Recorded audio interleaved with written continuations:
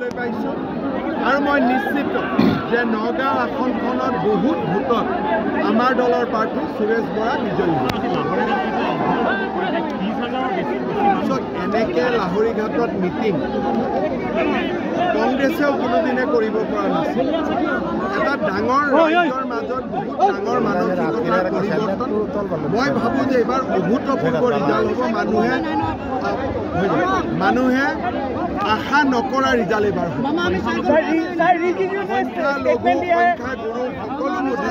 মোদীজীৰ লগত লাহৰীঘাটত কংগ্ৰেছে আমাৰ লগত কণ্টেষ্ট কৰিবলগীয়া হৈছে। আমাৰ য'ত বিধায়ক আছে জাগিৰোডতো আমি কণ্টেষ্ট কৰিবলগীয়া হোৱা নাই তেওঁলোকৰ লগত, বা মৰিগাঁৱতো কণ্টেষ্ট কৰিবলগীয়া হোৱা নাই। আজি বিজেপিয়ে যুদ্ধখন UDF আৰু কংগ্ৰেছৰ দুৰ্গত গৈ কৰি আছে। আমাৰ দুৰ্গত তেওঁলোক আহিব পৰা নাই, তেওঁলোকৰ দুৰ্গত আমি গৈছোঁ। বিজেপি এতিয়া নিৰ্ভৰশীল ন্যায়ৰ ওপৰত চাওক, আমাৰ অখিল গগৈয়ে য'তেই যি নকওক কিয় তেওঁৰ সমষ্টিটো আমি লিড কৰোঁ। তেওঁৰ সমষ্টিটো এটাও মিয়া নাই, তেওঁৰ সমষ্টিটো আমি লিড কৰি আছোঁ। সেইটোৰ ওপৰত কি আছে হয় নহয়? আমি ডিব্ৰুগড়ত জিকিম, তাতে কোন মিয়া আছে? যোৰহাটত জিকিম, তাতে কোন মিয়া আছে? তেজপুৰত জিকিম, তাত কোন মিয়া আছে? সেইকাৰণে অখিল গগৈ এইবিলাক কৈ লাভ নাই। তেওঁলোক এক্সপ'জ হৈ গৈছে। য'তেই আশা কৰে যে ইয়াত গ'লে মৰম পাম, তাতে তেওঁলোকে লাঞ্চন পাই আছে। ये कोई गलत स्टेटमेंट है। असम सरकार इसका बारे में कुछ नहीं जानती है। Rahul Gandhi sir justice complete कर रहे दिल्ली में सर। अरे राहुल गांधी बोल रहा है कि लोगों का पैसा लाके हम दूसरा को दे देंगे। ये तो लोकायत जैसा बात बोल रहा है अभी राहुल गांधी।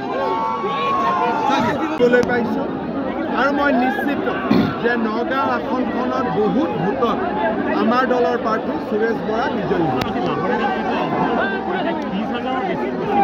এনেকৈ লাহৰীঘাটত মিটিং কংগ্ৰেছেও কোনোদিনে কৰিব পৰা নাছিল।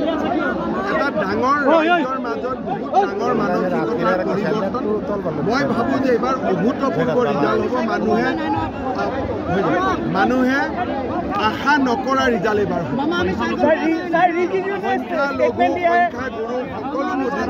মোদীজীৰ লগত লাহৰীঘাটত কংগ্ৰেছে আমাৰ লগত কণ্টেষ্ট কৰিবলগীয়া হৈছে। আমাৰ য'ত বিধায়ক আছে জাগিৰোডতো আমি কণ্টেষ্ট কৰিবলগীয়া হোৱা নাই তেওঁলোকৰ লগত, বা মৰিগাঁৱতো কণ্টেষ্ট কৰিবলগীয়া হোৱা নাই। আজি বিজেপি এইবাৰ নিৰ্বাচনত সবাতোকৈ গুৰুত্ব দিয়া হ'ব আপোনাৰ মতামতক। লাইভত আপুনি জনাওক আপোনাৰ প্ৰিয় নেতা কোন। আপোনাৰ মতে এইবাৰ কোন দলে মাৰিব শেষ হাঁহি। প্ৰতিটো সমষ্টিৰ ভোটাৰৰ মত লাইভ। ষ্টাৰ চিমেণ্ট টাইম 8 জনাদেশ। পাৱাৰ্ড বাই ডেটা মেচিন।